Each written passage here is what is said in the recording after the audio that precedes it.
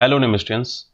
इस लेक्चर में हम सॉल्व करने जा रहे हैं 2024 केमिस्ट्री के एनुअल एग्जाम में सीजीबीएसई एनुअल एग्जाम में पूछे गए केमिकल काइनेटिक्स के सवालों को सभी सेट में एबीसी सभी सेट में, जो कि क्वेश्चन नंबर 9 पे आया हुआ था तीनों सेट्स पे। तो एक क्वेश्चन आया था कि एक रासायनिक अभिक्रिया के लिए क्रियाकारक की सांद्रता प्रारंभ में 20 मोल पर लीटर लिया गया, 30 मिनट के बाद पश्चात 50% शेष रह गया। 50% मतलब कितना रह जाएगा? 10।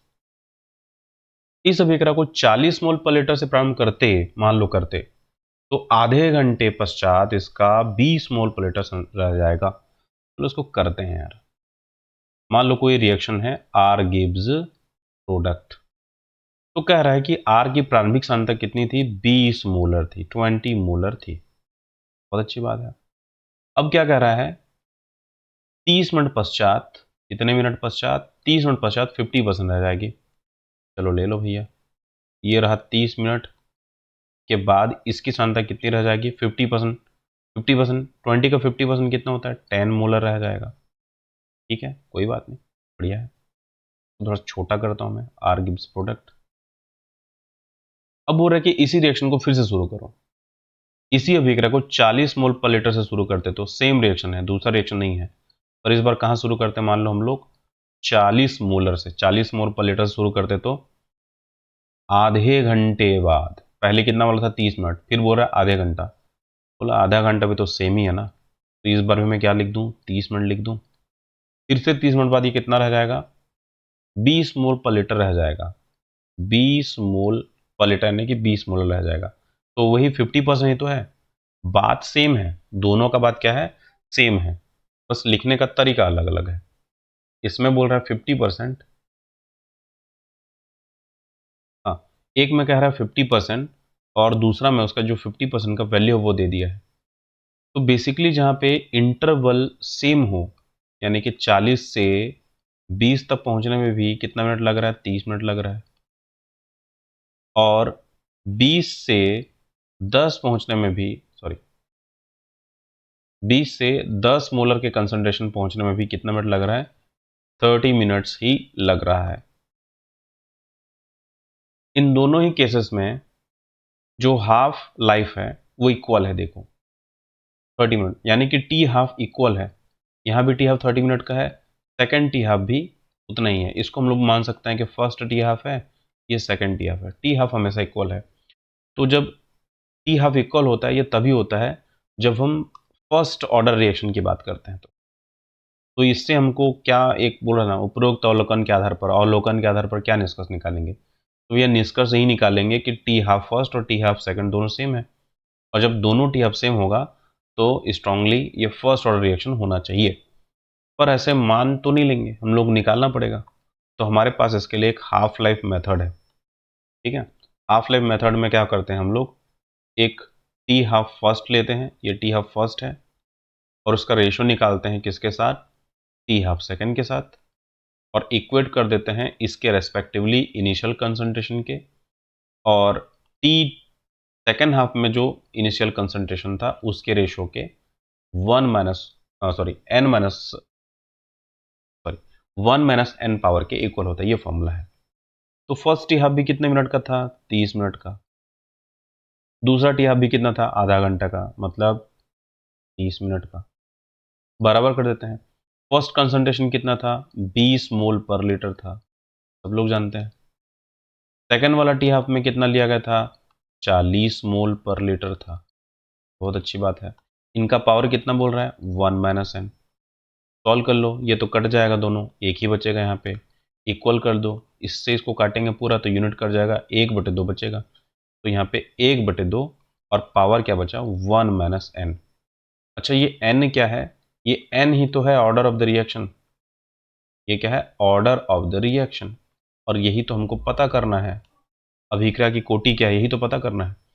तो भैया सीधी सी बात है, इस इक्वेशन से देखो, अगर ये भी हाफ होता ना तो इक्वट करके हम लोग निकाल लेते, लेकिन यहाँ से हमको दूसरे तरीके से निकालना पड़ेगा। तरीका बताता हूँ क्या करना है। यहाँ पे है 1 = हाफ और पावर 1 - n। तो इसको मैं ऐसे करता हूँ, 1/2 की पावर, हाफ की पावर 1 - n = 1। तो भाई ये 1 के इक्वल कब हो सकता है? n का वैल्यू क्या रखें कि ये जो पूरा टर्म है वो 1 के इक्वल आ जाए। तो मान लो n का वैल्यू मैं रखना चालू करता हूँ, 0 1 2 ऐसे रखते जाता हूँ, hit and trial method type का। तो मान लो मैं n का वैल्यू 0 रख देता हूँ, तो ये n का वैल्यू 0 हो जाएगा, तो 1 माइनस 0 तो 1 ही आ जाएगा और हाफ ही बचेगा। तो नहीं, n का वैल्यू 0 नहीं हो सकता। चलो n का वैल्यू एक बार मैं क्या रख के देखता हूँ, 1 रख के देखता हूँ। तो n का वैल्यू 1 रख दूँ तो 1 माइनस 1, 1 माइनस 1 मतलब 0, और किसी का पावर भी 0 रहता है, किसी का पावर भी क्या होता है, 0 होता है, तो उसका वैल्यू क्या होता है, 1 के इक्वल होता है। अब ये सही हो गया, लेकिन ये 0 कब आया, जब मैंने n का वैल्यू क्या रखा, 1 रखा, यानी कि ऑर्डर ऑर्डर क्या मिला, फर्स्ट ऑर्डर रिएक्शन। तो ये जो ऑर्डर है, this order must be first order reaction. तो साथियों समझ में आ गया होगा, ये बहुत अच्छा क्वेश्चन था। धीरे धीरे जो हमारा सीबीएसई पैटर्न है वो एनसीईआरटी से सीबीएसई की तरफ कहते हुए नीट की तरफ जाते हुए दिखाई दे रहा है। तो ये ऐसे क्वेश्चन नीट में अक्सर दिखाई देते हैं। चलिए आगे बढ़ते हैं, ऐसे ही क्वेश्चन और भी था, उन क्वेश्चन को भी सॉल्व करते हैं। एक और क्वेश्चन था, एक रासायनिक अभिक्रिया के लिए क्रियाकारक की सांद्रता प्रारंभ में 20 मोल प्रति लीटर लिया गया था, इसके लिए अर्धकल 30 मिनट था। यदि इसकी सांद्रता ऐसे ही टाइप का था, बस थोड़ा सा बदल दिया। देखो, यदि इसकी सांद्रता 40 मोल प्रति लीटर लेकर लेकर प्रारंभ किया गया, सेम यहां तक सेम है, तो 1 घंटे पश्चात, अब देखो यहां बदल दिया, पहले आधे घंटे बोला था, अभी बदल दिया, दूसरा सेट बदला तो क्वेश्चन थोड़ा सा बदल दिया। 1 घंटे पश्चात 50% क्रियाकारक शेष रह जाता है। कितना रह जाता है, 50%। तो फिर से वही निष्कर्ष निकालो और इसका ये कोटि पता करो, यानी कि ऑर्डर पता करो, निष्कर्ष क्या निकालो, वही बात है। चलो निकाल लेते हैं, सेम रिएक्शन है, आर गिव्स प्रोडक्ट, अपना काम सेम है। वो रह गई सांद्रता प्रारंभ में कितना था, 20 मोल प्रति लीटर, यानी कि 20 मोलर था। अब आगे बोलो, इसके लिए अर्ध आयुकाल 30 मिनट प्राप्त हुआ। अर्ध आयुकाल कितना मिला, 30 मिनट मिला। तो जब 30 मिनट अर्ध आयुकाल है तो 30 मिनट बाद ही कितना रह जाएगा, 10 मोलर रह जाएगा। चलो यहां भी कहानी खत्म। इसके लिए अर्ध आयुकाल इतना हुआ, यदि इसकी सांद्रता 40 मोल प्रति लीटर लेकर प्रारंभ किया जाए, मतलब फिर से वही बोल रहा है, एक बार और करो बोल रहा है, मजा नहीं आया बोल रहा है, फिर से करो, आर गिव्स प्रोडक्ट। और इस बार क्या करेंगे, इसको 40 मोलर लेंगे रिएक्टेंट को, प्रारंभ कर दे, ठीक हो, कर दिए भाई, प्रारंभ किया गया। तो 1 घंटे पश्चात, 1 घंटे पश्चात, तो 1 घंटा मतलब कितना मिनट, 60 मिनट। 60 मिनट पश्चात 50% क्रियाकारक शेष रह जाता है। 60 मिनट पश्चात 50% रह जाएगा, तो 40 का 50% कितना, 20, यानी कि इसके लिए हाफ लाइफ कितना है, टी हाफ कितना है, 60 मिनट। इस बार तो नया चीज हो गया, यानी कि अगर हम 40 से 20 तक पहुंचना चाहेंगे तो हमको 60 मिनट लग रहा है। देखो ना, खुद से देख लो यहाँ पे। और देखो 20 से 10 जाने में कितना मिनट लग रहा है, 20 से 10 जाने में कितना लग रहा है, मात्र 30 मिनट लग रहा है। समझ में आ रहा है मैं क्या कर रहा हूँ। ये 40 क्या है, 40 मोलर है, या 40 मोल पर लीटर है, ये जो कॉन्सेंट्रेशन दिया है 40 मोल प्रति लीटर, इतने को हम लोग मोलर बोल सकते हैं। से 20 मोलर यानी कि 20 मोल प्रति लीटर जाने में कितना मिनट लग रहा है, 60 मिनट लग रहा है। और वहीं 20 मोलर से 10 मोलर जाने में कितना लग रहा है, 30 मिनट। अब आगे क्वेश्चन में नहीं दिया है, बट वी कैन से कि अगर हमको 10 से 5 में जाना होगा तो 15 मिनट लगेगा, यानी कि जो हाफ लाइफ है, ये फर्स्ट टी हाफ है, इसका आधा हो रहा है कौन सा, सेकेंड टी हाफ। इसका आधा कौन हो रहा है, थर्ड टी हाफ। राइट, मैं क्या बोल रहा हूं, समझ पा रहे हो। यानी कि जो अर्ध आयु काल है उसका समय धीरे धीरे आधा आधा होते जा रहा है। पहले 1 घंटा लगा, फिर आधा घंटा, फिर 15 मिनट, फिर 7.5 मिनट, है ना, फिर इस तरह से 3 मिनट के आसपास, 1.5 मिनट के आसपास, और आधा आधा घटते घटते जा रहा है। तो ऐसा कौन से अभिक्रिया में देखने को मिलता है, कौन से ओटी में देखने को मिलता है, तो ऐसा सेकेंड ऑर्डर में देखने को मिलता है। यह अवलोकन है, निष्कर्ष है कि अर्ध आयुकाल हमेशा कम होता जा रहा है। इससे जो पहले वाले क्वेश्चन देखे थे उसमें अर्ध आयुकाल कांस्टेंट था, फर्स्ट ऑर्डर निकला। इस वाले में क्या हो रहा है, अर्ध आयुकाल घटते जा रहा है। पहला अर्ध आयुकाल 60 मिनट का था, अगला 30 मिनट का, अगला 15 मिनट का, घटते जा रहा है। लेकिन ऐसे तो मानेंगे नहीं, हम तो निकालेंगे। कैसे निकालेंगे? हमारे पास फॉर्मूला है T half first divide by T half second, और इन दोनों का रेशियो होता है फर्स्ट वाले का प्रारंभिक, फर्स्ट हाफ में जो प्रारंभिक सांद्रता था और सेकेंड टी हाफ में जो प्रारंभिक सांद्रता था, इन सब का घात कितना? 1 माइनस एन। 1 माइनस एन निकाल लो। फर्स्ट टी हाफ कितने मिनट का था? याद करो याद करो, फर्स्ट टी हाफ कितने मिनट का था क्वेश्चन में? यही है ना? हाँ, आधे घंटे का था। प्रारंभिक सांद्रता कितना था? 20 था और आधा घंटा का था। ये रहा, यहीं देख लो, ये है प्रारंभिक सांद्रता, और अर्धायुकाल कितना है? 30 मिनट है। ले लो 30 मिनट, और इसके लिए अर्धायुकाल कितना है? 20 मोलर बटे सेकंड अर्धायुकाल कितना है? 60 मिनट। ले लो 60 मिनट बटे इसके लिए प्रारंभिक सांद्रता कितना है? ये रहा 40 मोलर। ले लो 40 मोलर। मोलर है ना, कैपिटल एम है ना, मोलर नहीं है, मोलर है। इसको क्या हो गया? Wait minute, coming back, I am. हाँ, चलो भाई इसको सॉल्व करते हैं।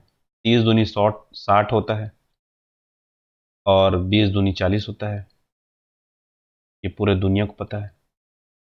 तो यहाँ पे हमको मिला 1/2, यहाँ भी मिला 1/2, लेकिन 1/2 का पावर 1 माइनस एन। तो यहाँ का पावर हम लोग एक है ऐसा बोल सकते हैं, कुछ भी नहीं है तो सबका मालिक एक। तो देख लो base is same, so power should also same, 1 will be equal to 1 minus n. तो 1 plus 1 is equal to n. ये कैसे किया, समझ में आया क्या? नहीं आया? चलो ऐसे करते हैं, इसको ऐसे भी लिख सकते हैं ना, एन को इधर भेजो तो 1 plus n is equal to, क्या कर रहा हूँ मैं, ऐसा करो 1 minus 1 is equal to minus n, है ना?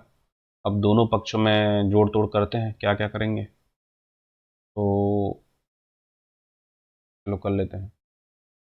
एन इज इक्वल टू, यानी कि माइनस साइन का गुणा करने पर -1 + 1, तो n will be equal to 0। अच्छा, ये तो जीरो ऑर्डर मिल गया। कौन सा ऑर्डर रिएक्शन?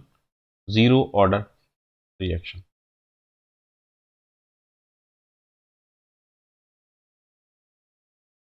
एक काम करते हैं, ये सेकंड ऑर्डर नहीं होगा, हम लोग चूंकि प्रूफ कर लिए हैं, ये कौन सा ऑर्डर होगा? जीरो ऑर्डर होगा ना। और जीरो ऑर्डर का फॉर्मूला भी होता है हमारे पास, T half is equal to initial concentration of reactant upon 2K। तो यहाँ से हाफ दिख भी रहा है, तो ये जीरो ऑर्डर के लिए ठीक है। तो इस तरह से निष्कर्ष क्या निकला?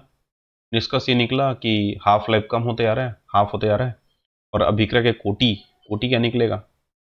कोटि निकलेगा अपना जीरो ऑर्डर।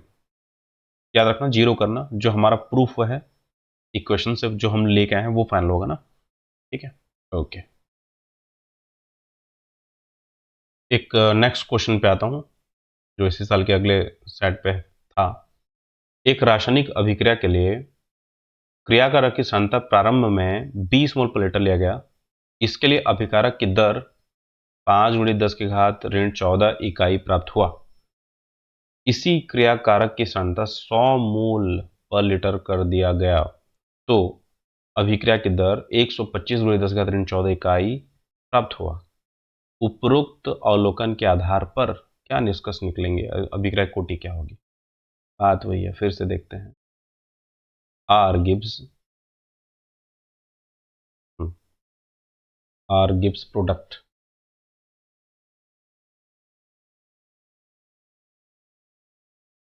इसके लिए बोल रहा है कि प्रारंभ में 20 मोल पर लीटर, वही 20 मोलर हमेशा ले रहा है, लिया गया। इसके लिए अभिक्रिया की दर कितनी है? 5×10 चलो इसको अलग अलग करना पड़ेगा, कंसंट्रेशन एक जगह लेना पड़ेगा और एक जगह अभिक्रिया की दर यानी कि आर का वैल्यू लेना पड़ेगा। तो जब 20 मोलर है तो अभिक्रिया की दर कितनी है? 5×10⁻14। अब देखो इकाई इसका दिया नहीं है, नहीं तो हमको पता चल जाता कौन से कोटि का है।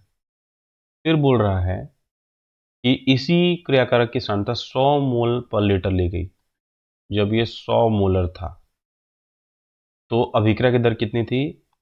125 गुणित 10 की घात ऋण 14 इतना प्राप्त हुआ बोल रहा है।